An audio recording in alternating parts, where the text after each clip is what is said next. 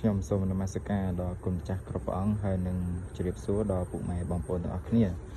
ដែលនៅក្រៅប្រទេសនិងក្នុងប្រទេសហើយបងប្អូនដែលនៅទីរួមខេត្តផងដែរនិងនៅភ្នំពេញ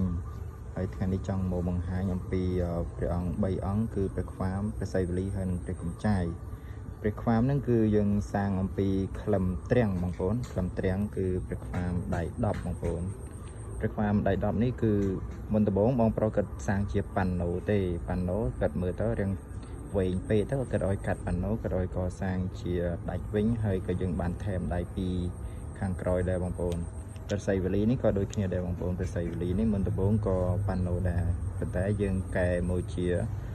រូបដាច់វិញបងប្អូនរូបដាច់ហើយបងប្អូនមើលទៅគឺបានប៉ុណ្ណឹង